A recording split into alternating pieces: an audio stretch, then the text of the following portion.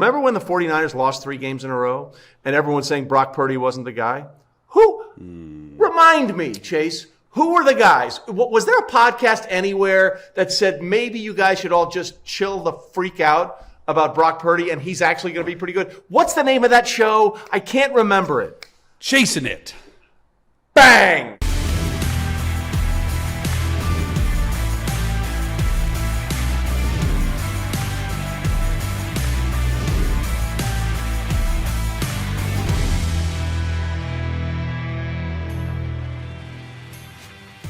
All right, Week 14, welcome into another edition of Chasin' It for the 33rd team. Trey, Wingo here with Chase Daniel. And Chase, one of the big games on Sunday was obviously the Bills and the Kansas City Chiefs. It did not disappoint. It lived up to the hype. But once again, the Kansas City Chiefs disappoint. They lose back-to-back games for the first time since October of 2021. They're now 8-5. And the division, let's be honest, the division is in play right now because they have one game lead over the Denver Broncos, who had a big win in L.A. over the Chargers. And there is no reason to feel like Kansas City can just waltz into the playoffs and just make sure this is going to be a dogfight for them to at least claim another division crown. Yeah, it's just not the same old Kansas City Chiefs that we're seeing, right, Trey? And we've talked about it before. We talked about it a lot, the receiver room. Once again, some drops by the receiver room, but no bigger mistake than Kadarius Toney lining up in the neutral zone on that. I mean, that play to Travis Kelce where he actually threw it back to Kadarius Toney, that was not planned. That was not planned. That was Travis just saying, I'm just going to take a shot. Threw a perfect, that was one of the craziest football plays I have ever seen. And I've seen the Minnesota Miracle. I've been in a lot of crazy places, okay? So that play in that atmosphere, and then they're celebrating, they're happy, no neutral zone infraction. You saw Patrick Mahomes. You never see Patrick Mahomes get crazy. I'm sure he wanted to do that to Kadarius Toney, but he did it to the rest anyway. Are you kidding me? You're going to call an offensive offsides at this point? You could read his lips. And so the road just becomes tougher because they are not getting home field throughout. I just can't imagine a world where they're going to be the number 1 seed based on already 5 losses. And like you said, it's the Russell Wilson-led Broncos who demolish the Chargers in LA that are now 1 game back of first place, and their defense is rolling. Things are not looking good right now in Kansas City. Yeah, we'll get to the Buffalo side of this in the equation. And kudos to them finding a way to win after the bye and all the stuff that came out this week with Sean McDermott said, using a horrible analogy a couple of years ago. We'll get to that. But let's talk specifically first about Kansas City. They lost the first game of the season. Then they ripped off 6 straight wins. They were 6-1. Yeah. They're now 8-5. Let's put that another way. They're 2-4 in their last 6 games. They've now lost 3 games in the months of November and December in the regular season. The last 2 seasons combined, they lost a grand total of 2 games after the calendar turned to November, December, and January. So this team is problematic. And I'm not taking anything away from the Buffalo Bills when I say the only team that seems to beat the Chiefs is the Kansas City Chiefs. Rashee Rice is the go-to guy that Patrick Mahomes feels good about in the wide receiver position. But even he had a costly fumble that led to a drive stalling out, right? Then you have Kadarius Toney, we mentioned it, dropping a pass on a 2nd and 12 that would have picked up a first down that really stalled another drive, and then lining up in the neutral zone on what should have been the game go-ahead touchdown. There still was time left on the clock. The go-ahead touchdown. This is a pattern we've seen all year from the Kansas City Chiefs. And for people saying, well, how can you make that call? It was the right call. It's unfortunate. It was the right call. We saw that in the AFC Championship game in 2018 when Dee Ford lined up offsides in what would have been a game-ending interception of Tom Brady by Daniel Sorensen. So this is nothing new. The question for the Chiefs is simply this. Can they clean this shit up? Okay? It's still literally all there for them. But can they just stop making the stupid mistakes? Well, I mean, that's the story of the year, right? That's the story of the Chiefs, and time again, and I got to give you credit because you've been on it from the start. It's literally the only team that can beat the Chiefs is the Chiefs, and you saw it again tonight. But you look at their schedule down the road, they're probably going to finish 12-5. There's a good chance they finish 12-5. They should win the rest of their games. 12-5 is not getting a 1 seed. You're probably going to win the division if things go your way, okay? And if you win out, and you're going to get a home playoff game. But Patrick Mahomes has never played a road playoff game. So I don't know how he's going to be in the cold. Is it a warm game? Is it not? Like, where's it at? And so that's the issue. And I think the frustration, I mean, I just go back to Patrick Mahomes and how he was acting on the sideline. Like that showed me something. Like, he is fed up. He is frustrated. He is used to perfection, dude. He is used to winning. He hates losing. 2-4 in their last 6 or whatever you were saying. Like, it's just not good. And I know it's just they're running out of time. Like, I know they want to get it fixed. And I sent this tweet out today that got a lot of oh my gosh, about Kadarius Toney. Like, honestly, like, I just felt bad for him the first drop. I do not feel bad for him lining off sides in the neutral zone. No. Like, it's the thing that I think that they're pressing. And sometimes as a team, when you go through rough patches, the worst thing you can do is press. And that just means trying so hard. You're trying to look the ball into, like, you just got to be free. You got to play free. And no better coach, honestly, than Andy Reid to get that stuff fixed. But they're wasting time and they're losing time. They don't have much time left. That's the biggest issue for me is you're probably going to win the next 4 looking at the next, like, okay, that's great. But how are you going to be? They have the easiest strength of schedule. They have the easiest strength of schedule of anybody going forward. Cincinnati now is above 500 after the win today, and we'll get to that in a minute. But yeah, there's no reason for them not to finish 12. They play the Patriots. Okay, they play the Patriots. They've got the Raiders, who couldn't score against the Vikings. They've got the Chargers, who are broken, and who knows what's going on with Justin Herbert. And they have Cincinnati. Like, that's their schedule. Yeah. They should absolutely be 12-5 if they just don't stop shooting themselves in the foot. Now let's talk about Buffalo, because Buffalo with this win moves to 7-6. And that sounds great, right? Hey, we're 500. We're moving in the right direction. They're one of 6 teams in the AFC that is 7-6. And of those 6 teams, guess who's last right now in all that ranking? That would be the Buffalo Bills. They went into this game. They went into this game as the 11th seed in the AFC when 7 make the postseason. And even with the win, they're still the 11th seed. So this was a huge win. They had to have it, but nothing really has changed for them. But I think we need to sort of appreciate the things that Josh Allen is doing, because he had another interception, right? He had all those turnovers. We understand that.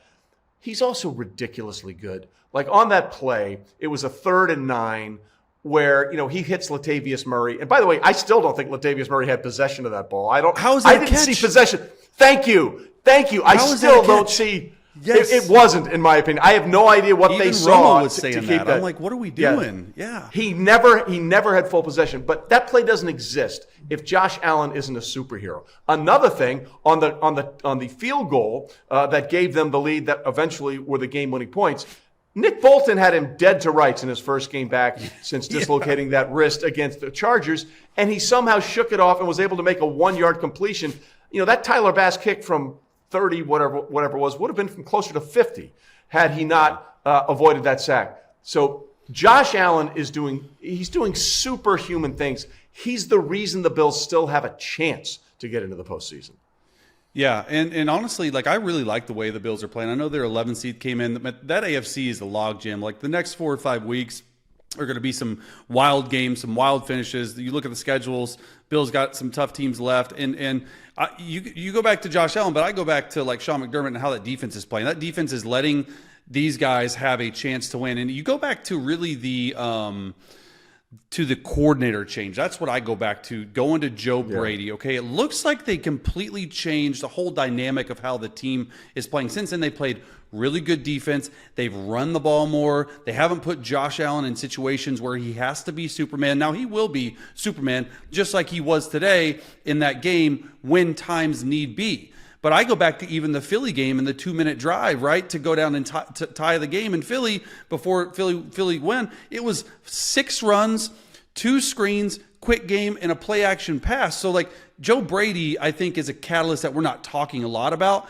Now, he can only do so much, right? He can call the plays, but I think the plays he's calling, like, being the quarterback coach in a meeting room is really important because in general, the quarterback coach usually goes to the offensive coordinator with either your complaints as a quarterback or your likes as a quarterback. Now they're going right to one another because Joe Brady is the quarterback coach. He's calling plays, but they're in the same meeting room. He's running the meetings. So I think that communication issue has really been fixed with the Buffalo Bills. And you love how Josh Allen is playing. Like he's good for one turnover a game. That's just how he is. Yeah, but the way he is playing right now, and the way the Buffalo Bills are playing, this could be, I'm not saying it will be, this could be a season-defining win for Sean McDermott, Josh Allen, and the Buffalo Bills, meaning hey, this is who we are as a team. Let's continue that. And sometimes as a team, all you need is that little push over the edge. They went toe-to-toe with the Eagles, almost beat them. You go toe-to-toe with the Chiefs in Arrowhead, you beat them, which is notoriously one of the most difficult places to play. So you got to love what the Bills have been doing and what they have planned for the future because I like the way they're playing right now. Well, it doesn't get any easier for Buffalo. They'll take on the Dallas Cowboys next week. It's back in Buffalo. So, they're still, and they've still got to play Miami. Their schedule is still very difficult, but Josh Allen did enough in this game. Although I will say, we're throwing flowers to Joe Brady right now. I have no idea what he's doing or throwing the ball 3 times when the Chiefs only had 2 timeouts down there. They allowed Kansas City to have life because of that play calling situation. I'll give you that the communication is probably good. Yeah. Did not like in any way, shape, or form those play calls around the 2-minute drill that led to the game-winning field goal by Tyler Bass. So we'll see what happens. Yep. Buffalo still has a chance. The road is very difficult. Kansas City just needs to stop. Oh, here's a hammer. I'm going to hit myself in the forehead with it. Just stop doing that, and Kansas City will be fine, and they'll host a home playoff game and win the AFC West another time. So some surprising, really interesting games and games that were really way more competitive than I think a lot of people thought they were going to be. One of those was the game between the Cincinnati Bengals and the Indianapolis Colts. Look, Jake Browning was unbelievable in the Monday night win over Jacksonville. Even though he had to leave the game with a little bit of a thumb injury, he was terrific in this game as they go out and pound Gardner Minshew and the Colts. Where are we on Cincinnati being able to survive without Joe Burrow with the way Jake Browning is playing? Well, you look at the last 2 games, right? Beat the Colts right in the thick of the playoff race, and they'll go down to Jacksonville the game before and beat Jacksonville. And I just go back, honestly, not much has changed. Their defense playing a little bit better against Gardner Minshew and the Colts. I think Gardner Minshew and the Colts were the 10th or 9th best scoring offense in the National Football League, only held them to 14 points, I think. And so the defense is starting to play a little bit better, but I go back to the quarterback. Quarterback's most important position in sports, and you look at Jake Browning and what he's been able to do over the past 3 or 4 weeks since Joe Burrow has gone down. First of all, he's gotten a lot more comfortable, just in general, at the line of scrimmage, calling cadences, talking in the huddle, all these things that fans, they take for granted. It takes a little bit of time when your entire offense is used to one way with Joe Burrow and your entire team goes Jake Browning, okay? And Jake Browning has played excellent. He's looked a lot more comfortable. And the thing I continue to go back to as well, and we said this a little bit last week, and I said it on NFL Network the other day, was the coaching staff finally understands what Jake Browning does well. That is huge. That is hugely important because now they're starting to build game plans around Jake Browning. Now, you got some really good playmakers. Jamar Chase is balling, T. Higgins is balling, Chase Brown jumping on the scene. He's been great. All of these guys, he's been great. And all these guys are making plays, but it just comes down to, can Jake Browning keep this up? Because you look at the last 2 games, I personally thought the Jacksonville game was a little bit of a fluke because that's a difficult defense to prepare for. Jacksonville blitzes from all different sorts of ways. You got to have really good communication in pass game protection, stuff like that. But he just looks calm, cool, and collected, man. Cool, just cool. And so that's good to see. That's things you want to see. And it's surprising. I think since he's right in the thick of the playoff race, and that was actually a big game between the Colts and Cincy, between 2 teams that are trying to fight it out in that AFC playoff race. And it's going to come down to, can they protect Jake Browning? Can Browning continue to play? What type of impact does his injury it looked like it was like a thumb cramp. He came back into the game, finished it. I think it'd be all right. Although I've had an injury like that, and it does not feel good because obviously with no thumb, you can't grip the football. But glad to see he was back out there because A.J. McCarron, blast from the past, was the guy who stepped in for him for a few plays. So I don't know if since he wants to go down that path, but they might have found something in Jake Browning right here. Listen, we're talking to the king of backup quarterbacks. So when Chase Daniel says you're doing something well as a backup quarterback, consider it high praise indeed. Now let's go to the Jacksonville Jaguars and the Cleveland Browns. For the first time this season, the Jags lost a game that was not played at Everbank Stadium. They're 2-4 in their home field. They were 6-0 everywhere else. Now they're 6-1. First of all, I want to say just kudos to Trevor Lawrence for going out there. Kid has never missed a game in his career. Since the start of 2021, only 3 quarterbacks have made every start. Patrick Mahomes, Justin Herbert, and that might be in question now, and Trevor Lawrence. So Trevor Lawrence gutted it out there, threw 3 interceptions. And that's fine. And I kudos to him for doing it. We need to have the Joe Flacco portion of the program, okay? You and I have been saying this since September, since the first Monday night game of the year. When Aaron Rodgers went down with a torn Achilles, the Jets should have signed Joe Flacco. Joe Flacco, 3 touchdowns, 308 yards, a functional quarterback against a team that came in with a winning record and is probably going to win their division. Like, I don't know why quarterback-needy teams didn't take a bite on Joe Flacco before the Browns did.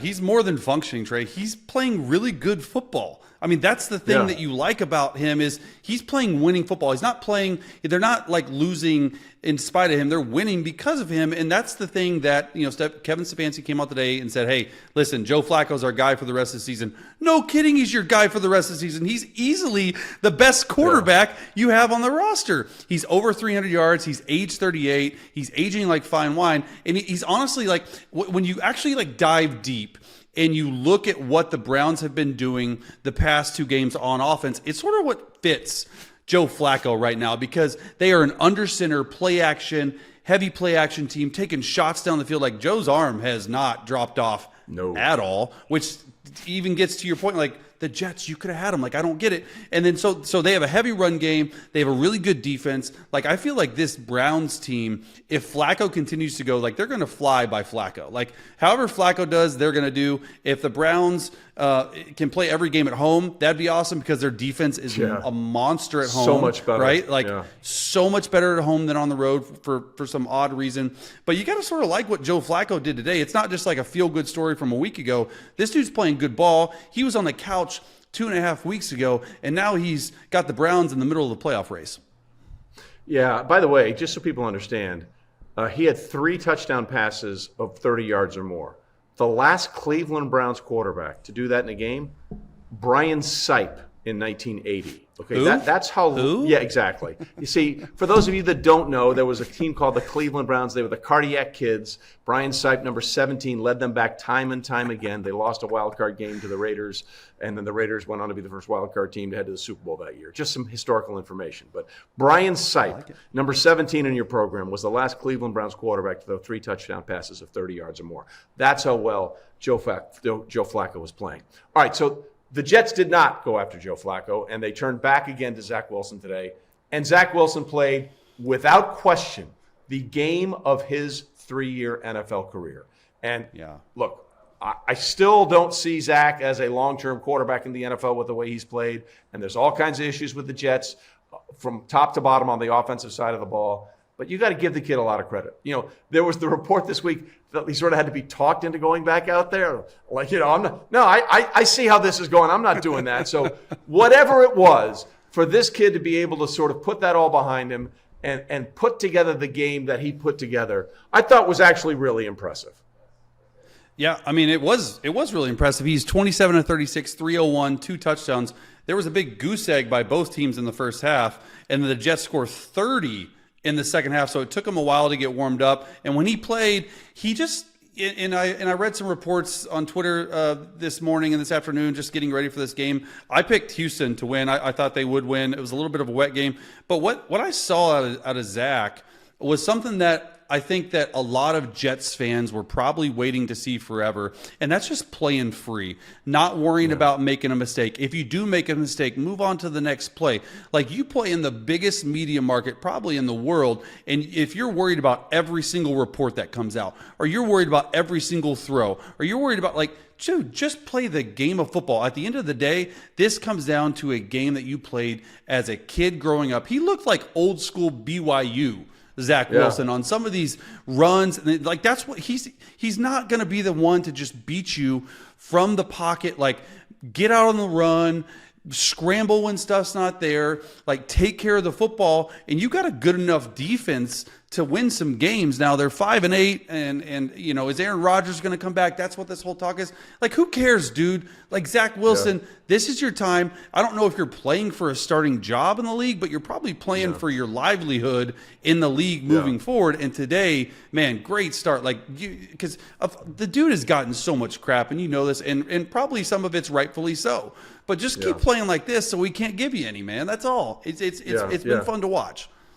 If it were only that simple. And then there are real concerns about the Texans. Obviously, Tank Dell is out for the year. Nico Collins left this game. Dalton Schultz didn't play. And now C.J. Stroud, you saw that injury where that helmet just bounces off the turf. There are real concerns now for the Texans going forward, and they've been such a great story all season long. And what do we make now of the Detroit Lions? Okay? They were doing great until Thanksgiving. Then Green Bay came in and punched them in the mouth at Ford Field. Then they had a really uneven game against the Saints where they got ahead big. They let the Saints right back into it and found a way to close that game, although it was a little shaggy, for lack of a better term. And now Justin Fields and the Bears absolutely punked them in this game. So where's your level of concern for – but they went for it on 4th and 10 at one point today in the game, and it led to a Jared Goff interception. I mean, at least Dan Campbell's going to go down being Dan Campbell. But what's your level of concern about the lack of a finishing kick we're seeing from Detroit? They've been sort of the golden boy of the NFC all season long. Yeah. Well, they're running through a little bit of a rough patch right now, and that's sometimes what teams go through. But it's a little bit concerning when it's like the Bears have gotten your number, okay, Packer, like all these teams in your division, but it seems like when Jared Goff plays on the road, for whatever reason, if it's even slightly cold, they have issues. Now, I'm not saying this is all on Jared Goff, but it does look like they're a little lethargic out there. It's just hard to explain when you're watching the team and they're just not doing the things that they were doing early in the year. And I will say that their defense from a numbers standpoint has gotten a lot worse. So I don't know if that's that offense trying to keep up with that defense and all these points they've been letting up these last 3 or 4 games. But it's just an interesting conversation, because even you and I, like a couple weeks ago, we were talking about them as a probable number 1 seed, impossible number 1 seed, because you looked at their schedule the rest of the way, it looked really winnable. And now you're saying, like, man, like, I hope you can just, like, I mean, they're going to probably win their division. But, like, that's the thing. It's like going into the playoffs. Now, you got a couple weeks to figure this out. You don't want to hit a rough patch, right? Like, too soon to the playoffs, because that can sort of lag into the playoffs. So you just got to keep going, man. And it's just, it is crazy to me, though. Like, I go back to the Jared Goff on the road thing. He's just not the same on the road, man. For whatever reason, he's not the same. And then you go to the other side, right, with Justin Fields and the Bears. Right. That, to me, was as impressive a performance that I've seen. Okay, so that's the bigger issue going forward, is because the Lions are going to make the playoffs. Where are the Bears now on their evaluation of Justin Fields? Because, you know, we have Caleb Williams, we have Drake May. There are all kinds of attractive quarterbacks. But, you know, just go back and look at the 2021 draft and the 2022 draft when it comes to quarterbacks. 2022 was a home run across the board. 21 has been an unmitigated disaster for almost everybody that was taken in the first round of that draft. So are you, if you're the Bears, who have the very big potential to own maybe the top 2 picks in the draft, are we looking at the idea that maybe they just keep Justin Fields and start stacking around him, or do they start the spin cycle all over again? Yeah, I mean, that's the thing, and that's honestly why Ryan Poles gets paid the big bucks, man. You get to make the decision. You get to make the choice. I'm glad I'm not in that position, but I will say that Justin Fields, for the most part of this season, when you are running an offense that fits his skill set, he has played extremely well. He has grown into a quarterback that I trust that can win a game. And it's not just like he's not sitting back there holding the ball 4+ seconds, taking sacks anymore. He's unlocked his legs. That offense is more shotgun, spread it out, RPO. He's gotten a lot better throwing the ball down the field. Now, I say this because, look, at the end of the day, if you're Ryan Poles, you have a very tough decision, because you got to sit and you got to evaluate the other quarterbacks in the draft, right? And the top 2, in my opinion, will be Caleb Williams and Drake May going in. Now, do you want to start it all over again with those two guys, if you pick one, or do you want to roll it back with Justin Fields, potentially draft a stud receiver, Marvin Harrison Jr., potentially draft a stud offensive tackle? I'm just saying there's a lot. All I'm saying is, like, Justin Fields is making this situation really, really interesting. And I would say that was not as interesting of a conversation about a month ago, when they were like, oh, we're drafting a guy, whatever. Like, Justin Fields has proven to me, at least, and what do I know, but in these last few games, that he deserves a legit shot in an offense with true playmakers. You draft Marvin Harrison Jr., you have DJ Moore, you have Darnell Mooney on the inside, you have Cole Kmet, you firm up the offensive line, you got a legit shot, dude. Like, I'm telling you, I really like the fact that what they could get, or possibly you draft one in the top 3 and then move back a couple spots and stockpile some picks. There's all sorts of scenarios that could play out. Yeah, listen, just so you know, the whole premise of this podcast is that you do know what you're talking about. So I'm going to go ahead and say you know a lot. So, like, just let's not downplay that, because of the two of us, only one of us played a bazillion years in the NFL. So, like, please, like, what do you know? Yes. What you know is important, okay? Just I'm here to self-validate that for you, Chase. Hey, speaking of self-validating you, remember when the 49ers lost 3 games in a row and everyone's saying Brock Purdy wasn't the guy? Remind me, Chase, who were the guys? Was there a podcast anywhere that said maybe you guys should all just chill the freak out about Brock Purdy and he's actually going to be pretty good? What's the name of that show? I can't remember it. Chasing it. Bang! That's exactly right. And he did it again today. Big plays, big throws. Deebo Samuel obviously is a weapon of all weapons. And people will say, oh, well, you know, that throw was 8 yards down the field. Well, it doesn't matter if that's the play to be made. Brock Purdy is making the right choice to make the play that leads them to points. Like, if you go across the board now, Chase, he's number 1 in a lot of categories in the NFL that people like passer rating, completion percentage, all this kind of stuff. He's doing the thing that you and I said he was going to do, even when people were doubting him during that 3-game losing streak. I don't get it, Trey. I never have gotten these haters of Brock Purdy. They have not watched an ounce of film in their entire life. And if they have, they don't know what they're looking at. Once again, puts on a absolute perfection of a performance, man. The dude is balling out of his mind right now. He makes the 49ers go. Point blank. End of story. Now, I will say Deebo Samuel, 5 touchdowns the last 2 games.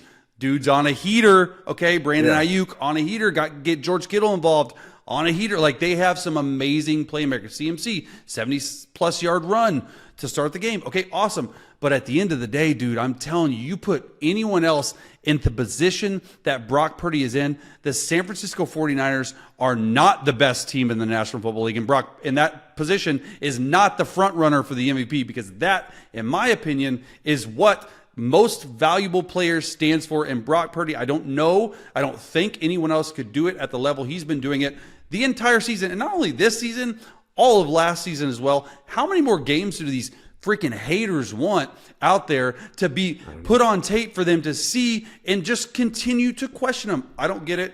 I'm going to get super heated, super pissed off about it, but I'm not. I'm going to cool down, because I think, in my opinion, Brock's deserving of the love that comes his way.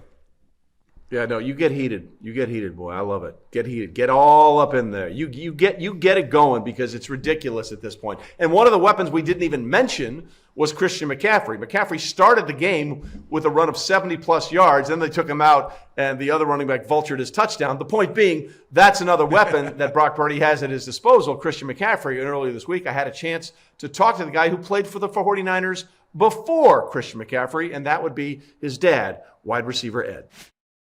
Delighted to be joined now in the 33rd team by a former NFL wide receiver and 3-time Super Bowl champion, Ed McCaffrey, who also happens to have the title as father of San Francisco 49ers running back Christian McCaffrey.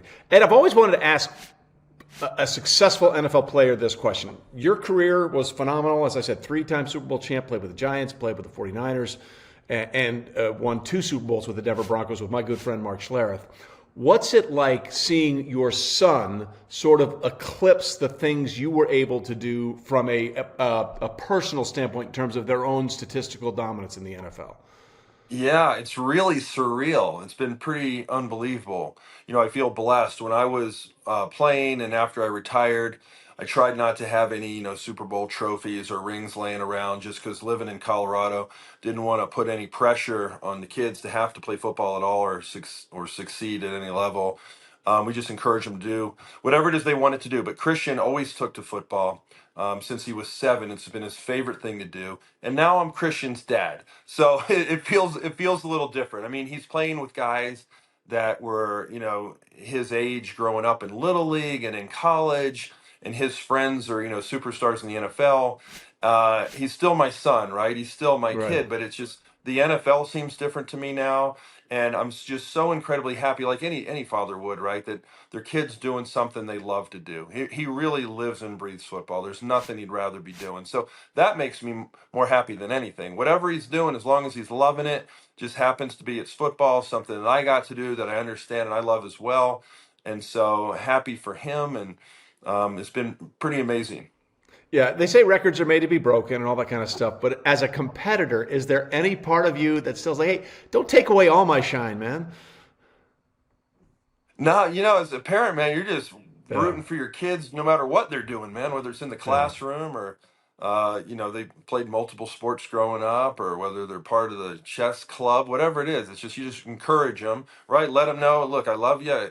I'm here for you. And like whatever I can do to help you, chase your dreams, let me know. And I'm here if you need me. But more, mostly I'm just enjoying the ride, and really just excited for him. And so, I hope his ultimate goal, the kid loves to win like most pro athletes, right? right. And the ultimate goal is to win a Super Bowl. And I hope and wish for him to be able to do that one day. And they got a pretty good team this year. They're one of the circle of teams that has a chance, right? And so hopefully it's in the cards. But he uses that saying day by day, like so many people do, one day at a time, one practice. But really, that's where you get the joy out of this sport. It's like every Yeah. day going to work, loving what you're doing, and you hope the good things will happen if you keep doing it. And so, you know, nothing I can do to control that, but it's certainly fun to watch. Obviously, when he was drafted in the first round, second running back taken in the first round of 2017 by the Carolina Panthers, that's a dream come true. He plays well for them, he gets the big contract. But then Carolina sort of fell apart and they're in disarray right now. What was the family's reaction when you learned, oh my God, not only is he getting traded, he's going to the 49ers? Yeah, we were incredibly excited. I think at first, Lisa and I were more excited than he was. I mean, we loved Carolina, and Christian loved Carolina. I grew Yeah, up in North Carolina. Our oldest son Max, went to Duke, so we had a lot of connection to the Carolinas.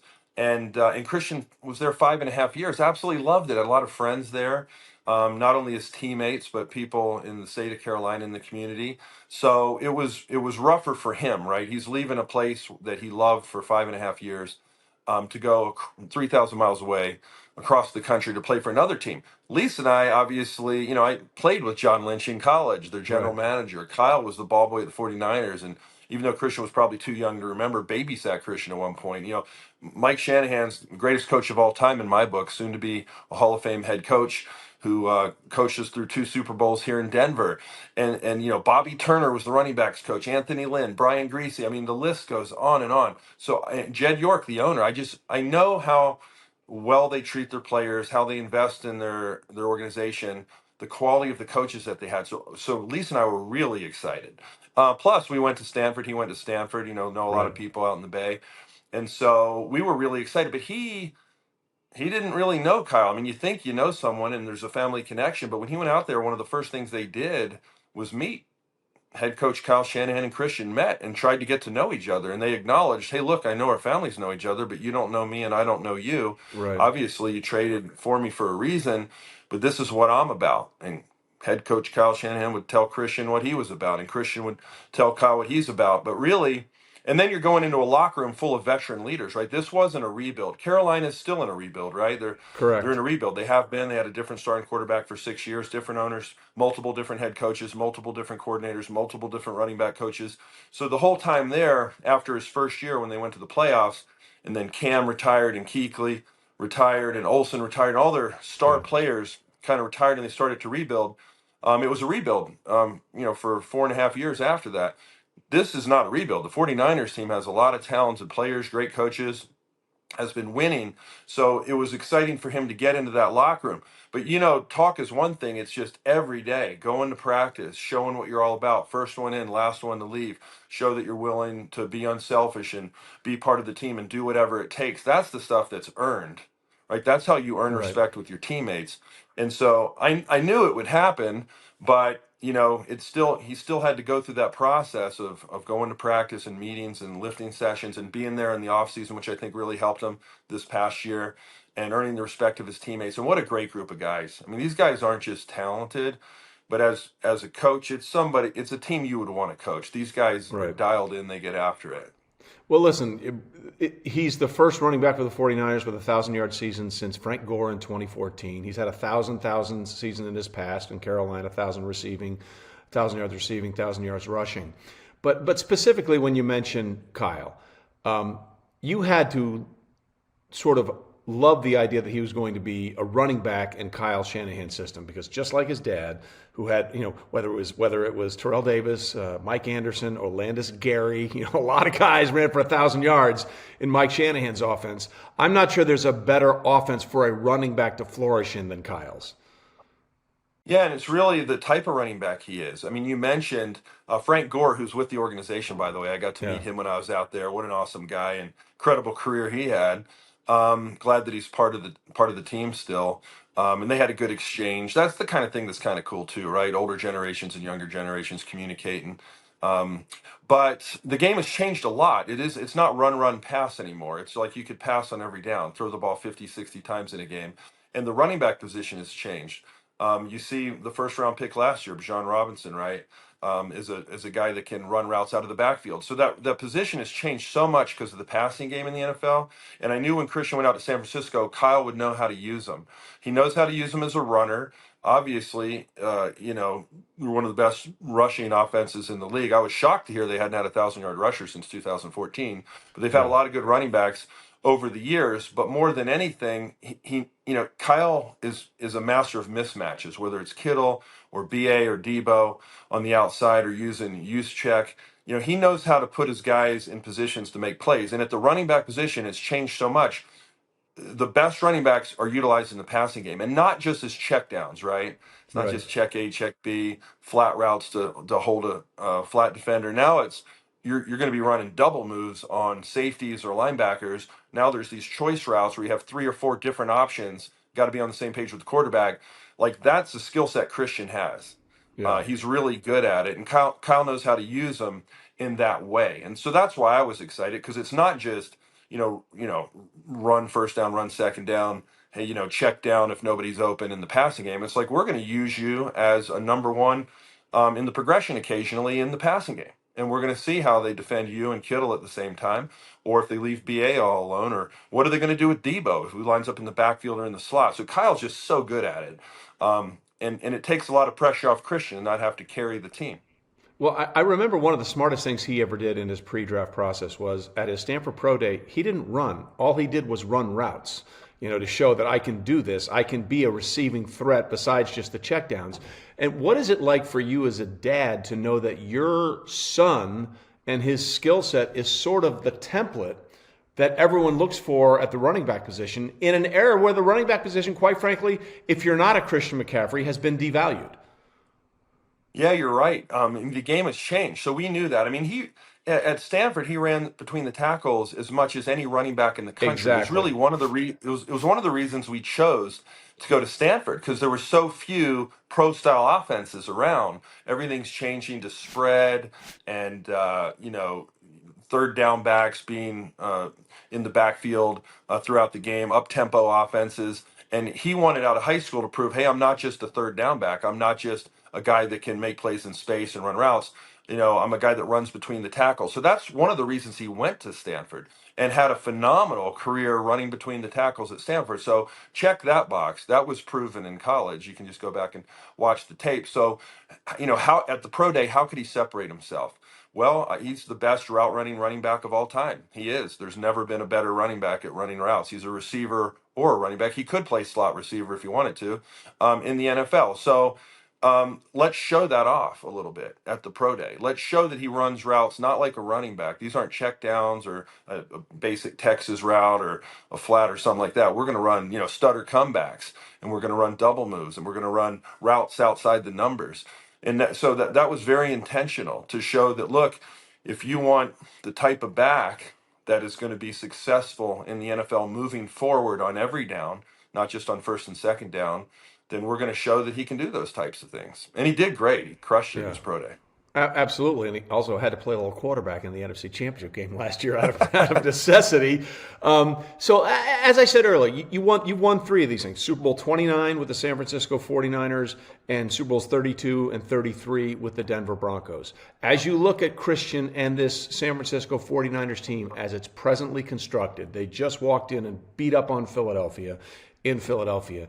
Do you see a Super Bowl caliber championship team, not getting there, but sealing the deal with this 49er squad? They absolutely have a chance. Yeah, I mean, I played too long, right? Watched too much football to guarantee anything. We had the best team in the NFL back in 1996. Oh, I right? remember. And you lost to Jacksonville. One bad game, man. Yeah. You're off just a little bit in one game. The Super Bowl is not even just about the Super Bowl. It's like you got to get to the Super Bowl to even play the game. So you got to beat a lot of really good teams. It's a game of attrition. You hope you have all your guys playing their best ball in the biggest games for a series of games. And then, finally in the Super Bowl, hopefully you can get it done. But there's a handful of teams. I don't need to mention them. You know who they are. There's a handful of teams who have enough talent and great coaching to make a run at this. And the 49ers are one of them. Yeah, they certainly are, and they sort of established their presence with that win over Philadelphia. For those that don't know, your family on both sides is one of the most ridiculously athletic families of all time. As I said, you played forever, 3 Super Bowl rings. Your brother Billy won a national championship playing for Mike Krzyzewski at Duke University. Your wife was an All-American soccer player. You have Christian. I believe there's a grandfather that at one point was the fastest man in the world. What's it like having that sort of athletic DNA run through the family and knowing that maybe when it's all said and done, Christian might be the most accomplished McCaffrey athlete? Yeah, it's great. You know what? When you grow up around a bunch of great athletes, it's not that big of a deal to be a great athlete. There's, everybody seems to be. But I know we have an A-Town connection, right? We talked before the show. We got a little Allentown connection. And that's kind of cool. Yeah, in my side of the family, we talked about, I like to brag about my scoring record at my high school, Allentown Central Catholic. That was broken by my sister in less than a year, and then my brother less than a year after that. And then Marcel Marciniak, who we know is a phenomenal player who got inducted into the Lehigh Valley Hall of Fame a couple years ago, attended that event. And so we were a big basketball school. And so I grew up, I was the only football player in my family. And then, tons of athletes. On Lisa's side, Lisa got to play with Julie Fowley at Stanford and Mia Hamm. That was before there was a women's Olympic team. Decent, you always decent wonder squad. what could have happened, right? Like if she was a couple years younger and there was the Olympic team. But she's a phenomenal athlete, and Christian definitely gets a lot of his skill from her as well. You know what he really got from her was that flop that he had in the Philly game. She taught him how to do that playing soccer. Hey, listen. I hope she's not listening. We'll make sure we send it to her then. Yeah, thank you. But anyway, no, it's just, and his brothers are athletes, and they always played, football, basketball, baseball, track, lacrosse, and they've always taken to sports, and it's been pretty cool. Ed, always good to catch up with you. We'll always have Allentown, and best of luck to you and the family in the holidays, and we'll see what happens with Christian this year, okay? Thanks for having me on the show. Happy holidays. All right, Chase, so Sunday Night Football, the Dallas Cowboys do what they had to do. They dismantled the Philadelphia Eagles, winning big in this game by 20 points. What do you make of what you saw from Dallas? Because this was a game they had to win to basically justify what everyone thinks they could be. Yeah, I mean, and honestly, I look at their schedule because that's really what I wanted to see because it's really going to come down to Philly and the Cowboys. You look at them, and we'll get to that, but what I saw was a team that was far and away the better team, without a doubt, on the field. And quite honestly, in my opinion, second behind the 49ers in the NFC. And they did this. And quite honestly, if you go back and watch the game, which I did, and Dak's performance in Philly when they played, they should have won that game too, because he played his ass off in that game. And this would have been a completely different story going in. But now both teams 10-3. This was a must win for the Dallas Cowboys. And it's not only how they won, but and it's not only that they won it, but it's how they won, right? Like complete dismantling, complete embarrassment, really. Philadelphia doesn't look right. Their offense doesn't look right. They didn't score a touchdown on offense, right? So Cowboys defense, give them their flowers. They're playing at an absolutely insane rate right now. And it was fun to watch, man. Like it was cool seeing Dak go out there against a pretty good defense in Philly and just dismantle them. And that's the thing that I like. This whole takeaway was like, Dak is playing the best ball of his career, and it's not even close. And quite honestly, it's coming at a time when Dallas needs it the most. And so that's what was the most exciting part, maybe as a Dallas Cowboy fan. And all these fans are like, and I get it all the time on my Twitter or X. Like, I get it all the time. Like, people are saying, hey, look, it's like Twitter. We haven't beat X anyone. Is ridiculous. We haven't done anything. Yeah, you're right. It's Twitter. But we haven't beat anyone. We haven't done anything. Yada, yada, yada. Well, you beat Philly. Like, Philly's a damn good team. And you beat Seattle. They're a pretty good team. They gave San Fran today all they wanted. And so you just got to believe as a Dallas fan. I know it's hard because you're saying, oh, we're just going to lose in the divisional round by 20 to San Fran like we have the last 2 years. But for some reason, this looks different to me, and it feels different to me. This team is more well-rounded than teams they've had in the past. Well, Dak is playing at an MVP level, right? Like, I know you and I have talked about Brock and how significant his case is for the MVP. And I think there's an opportunity for finally a non-quarterback to win the MVP with the way Tyreek Hill is playing. Especially if he shatters the receiving record and goes over 2,000 yards for the season. But is Dak a legitimate MVP candidate in your honor, in your opinion, with the way things have gone? Yeah. And the crazy thing about it, there's been no Dallas Cowboys quarterbacks in the history of Dallas Cowboy quarterbacks to win the MVP. He could probably be the first. Emmitt Smith was the only one. I think it was 92 or 93, the only other Cowboy, which is crazy to me because we say that, hey, it's America's team. This is, what. There's been no quarterbacks that have won the MVP. And quite honestly, like, it would be, like, first of all, like, MVP, it's become a quarterback award. So even Tyreek puts up 2,000, it's not happening. Like, it's not happening. In my opinion, if Dallas is able to be like win the division or get the 1 or 2 seed, like it's going to Dak. Like, I don't care how he plays the rest of the stretch. The last 8 games that he's played, I got it somewhere. I can't even pull it up, but like have been insane. Okay. He's 201 of 290, 70% in his last 8 games, 2,500 total yards, 25 total touchdowns, only 2 interceptions. That's the biggest thing that's not been talked about is the lack of turnovers during that time. Now, he had one tonight. It got taken back. Fletcher Cox got him. I got it. Whatever. But he's protecting the football through the air when Dallas needs him to do it the most. All right, so let's look at the remaining schedules because you talked about this. Right now, Dallas is the 2 seed because of this win tonight, and Philadelphia is the 5 seed. But obviously, that changes dramatically the way things work out. For example, Philadelphia's remaining schedule. They have Seattle. In Seattle, they play the Giants twice in Arizona. It's a pretty easy schedule, right? Yeah. Then you have San Francisco. Pretty easy. Yeah. Then you have San Francisco at 10-3. They have Arizona, Baltimore, Washington, and the Rams. Now, Baltimore is obviously the biggest obstacle for them. Then there's the Lions at 9-4. They have Denver, suddenly very good with the way Sean Payton has got that team going. At Minnesota, at Dallas, then Minnesota again. And then there's Dallas. They're at Buffalo, at Miami. They have Detroit at home, and then Washington, at Washington. To me, Dallas by far has the toughest schedule going forward. Yeah, easily. And you look at it, 3 of the last 4 are on the road. Okay, and Buffalo is surging, in my opinion. We talked about them. Miami is Miami. I think Dallas is going to get that game because I just don't trust Miami to beat a really good team because they haven't. They haven't done it. Yeah. They haven't. Detroit at home, they're going to get that. At Washington, they'll get that. So Buffalo could beat them, right? So you're thinking 1 loss between Dallas.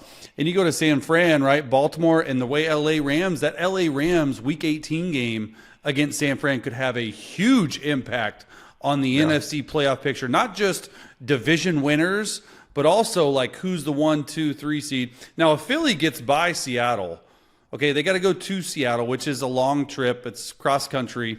I mean, they're easily. I mean, they're going to be 14-3, maybe. I mean, if they win, 13-4 or 14-3, and that, I mean, it's crazy to me. This whole playoff race in general. And I was talking to a buddy. I'm trying to pull it up because this is interesting to me too. I don't think it has been said enough. Is that nobody's clinched? Okay, so if the Giants beat the Packers tonight, the 49ers are in. That's the only team. But if the Packers win, we will head into week 15 with none of the 14 spots in the NFL playoffs clinched. 30 of 32 teams are alive. Talk about playoff ratings, bro. Like these last 4 or 5 weeks of the season, and if the Packers win, no teams have clinched. I cannot remember in my 14 years that a team hasn't clinched yet. Even like it's crazy to me. It is. It's insane. It's setting up for a great run. But at the end of the day, Dallas did what they had to do to prove that they're legitimate. Again, 6th straight win over Philly at home, 15th straight win at home, second longest streak in Cowboys franchise history. But all of that doesn't mean anything if they don't at least win the division. Otherwise, they're on the road in the postseason, where they won a game a year ago against Tom Brady and the Buccaneers. But I discount the entire NFC South in 2023 until someone has a winning record. So I don't want to talk about any of them. I just don't. Well, all right, you know what another thing is interesting, though, Trey, that we didn't talk about, and I think we should because it plays into effect with the Cowboys, is how freaking good the Cowboys are at home. Okay, they're averaging 40.5 points per game at home. It's the third highest mark in NFL 15 straight wins at home. 15 straight wins at home. And so you look at that and those next 4 for Dallas, like that is not – okay, the division, of course you want to win the division, but you got a real shot at the 1 seed if you win out.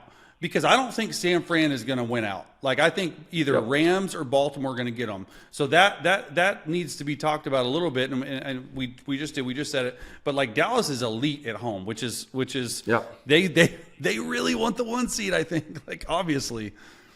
Yeah. Well, they've just got to win their division to have at least a home playoff game, and they did what they needed to do tonight. We'll see if they can continue that going forward. All right, time for rapid fire here. We had the Rams and the Ravens go to overtime on Sunday and a punt return for the score in overtime to win it. Is a kick return / punt return the most exciting way to end a game in the NFL? I mean, yeah. There's only been 4 in NFL history, right? 2 of them this year, which is crazy to me. I mean that, and by the way, that guy. I mean, what's we got to get his name because he was the backup punt returner. You don't think you just made rosters for the rest of your career because you just returned to? I mean, I was not expecting it to be that game, but what a crazy end to that game too. That was one of the better games of the early slate, I think, in my opinion. All right, we talked about Joe Flacco earlier, right? And he hasn't played much, but with the way he's played for Cleveland, is he the comeback player of the year already? Because Kevin Stefanski has now said he's the starting quarterback going forward. It's like, Kevin, what the hell were you waiting for? But there's no other dominant story out there. That's what I was trying to think. That's the question. Like, is there some other guy that's come back from this massive injury or personal issue that he's had to do this? I'm not sure that Joe Flacco isn't that guy right now. Yeah, I mean that's a great point. I mean that is. I mean, I go back to the fact that he was on his couch 2 weeks ago. And now he's thrown for like 500 some odd yards, 5 touchdowns, has got the Browns in the thick of the playoff race. And honestly, like the crazy thing about it, we didn't mention it. He's still on practice squad, bro. He has not been elevated as of today. Like he's still on practice squad. Somebody can come poach him, so he's probably going to get elevated pretty quickly. Well, Stefanski said he's the starter going forward. It's like, what were you waiting for, right? All right, so despite the win Thursday night in Pittsburgh, the Patriots are the first team, along with the Carolina Panthers, to be eliminated from postseason. Not a surprise in either situation. How soon before Bill Belichick is eliminated as the head coach of the New England Patriots? Yeah, I mean, he's done. And it's not going to be like one of those things where first of all, he's not going to get fired. Like, Second of all, No. it's going to be a mutual parting of ways, and Correct. he has got to decide, does he want to do media, which I saw him on College Game Day in that Navy helmet.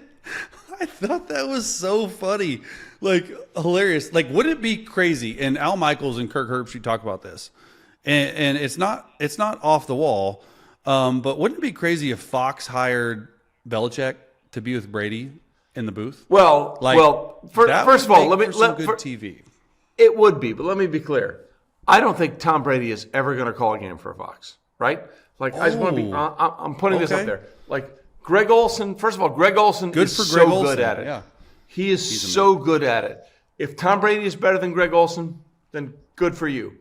But I think at the end of the day, Tom will find a way, and Fox will find a way to pay him all this money to be more of a marketing brand than a play-by-play guy. Like, if Tom wants to do this, good for him. But if Fox doesn't realize how good Greg Olson is with Burkhardt, and Burkhardt is also great. He's really, really good. Then they've screwed this up across the chain. So my plea to Fox would be, find a way to use Tom to help you market your product and do all these things great. Let Greg Olson be what he is, which is a great fucking analyst of football games. He is. Yeah, let Tom Brady be your cover boy. Yeah, he does a bunch of Thank you. in his free Wow, time. it's like I've said this before. Thank you very much. I appreciate that. All right, got a couple more things here going forward. Shohei Ohtani signs for $700 million over the next 10 years. Our friend Adam Schefter put out a bunch of teams that combined and this is sort of, kind of ridiculous because includes the Green Bay Packers from the 1920s that didn't add up to $700 million. Is this the point in the season where NFL players just have to turn themselves off to the deals baseball players or basketball players are getting because the numbers will never be the same? Yeah, I mean, they'll never be the same for a couple reasons. One, less or more players, like way more, right? And number two, what we've always talked about in the union, and I mean, dude, I love that Ohtani got $700 million. A lot of people don't understand this, and I'm here to tell you, is right when he signs his name on that contract, every single penny of that contract is guaranteed. Guaranteed. He could Every blow his arm out single tomorrow, penny. and he gets $700 million. And other than Deshaun Watson and Kirk Cousins, that has never really happened before. And that's the biggest thing. And obviously people, well, why? Well, the injury rate is 100% in the NFL. It's a much more physical game. But I think people look at that, and agents look at that, and players look at that and say, I want fully guaranteed contracts. Well, it's going to be hard to do. Well, once Deshaun Watson got his $230 million guaranteed, I thought, well, that's the next wave of how it's going to be in the NFL. Hasn't happened. And I don't think it's collusion, but the owners have absolutely said, yeah, we're not doing that. And we're not seeing that in our future. You want to know how that will change, Trey? And we've talked about it. Yeah. Have all your 32 starting quarterbacks sit out until it's finalized. Sit out, it's the only and way. you will not have a product to put on that field. Don't go to training camp. Like, actually, even if you get fined, like, for the greater good, that is the type of group effort it would take to have an impact. And quite honestly, I don't think people are going to want to do it. I don't think quarterbacks are going to do it, so it'll never happen. It's like the running backs. Like, we had all these calls. And will you give me a little more money? Sure, I'm going to sign. And that was it for Saquon Barkley and Josh Jacobs and Jonathan Taylor across the board. All right, last thing here as we wrap up. To your point about guaranteed contracts and everything else going forward, do we feel in any way, shape, or form like that landscape will ever change in the NFL because of what we saw from the Deshaun Watson deal? I mean, I don't think so. I mean, I think it was they were so desperate to get him at the time, and I don't know if it's paid dividends. And quite honestly, owners.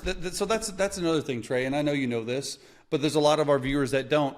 It's one thing that's a massive blow to players and to our union on why there are not guaranteed contracts, and that thing is called the funding rule. Okay? For people that don't know what the funding rule is, it is such a pain in the ass, and it's such a little thing that you can take out, but teams and owners refuse to take it out of collective bargaining agreement between the players and the owners. And what the funding rule is if you give Deshaun Watson $230 some odd million and you guarantee it all, the day that the contract is signed, the owner, the Haslams, have to put $230 some odd million in an escrow account in the bank that is out of their bank account, okay, and it goes into escrow in a different bank account that is no longer the owner. That is the number one thing why we will not, and the reason why we will not have guaranteed contracts, because of that small rule. Yep, it's nothing they can do and nothing they can manipulate. So we'll see what happens going forward. All right, Chase, appreciate you, brother. And still wearing the same shirt earlier in the day. So, like, you went through this whole thing today and you didn't change, which I appreciate. I didn't change. I got back in the shirt. Never change. That's the most important thing. Be who you are. All right, brother, we'll talk to you next week. You are.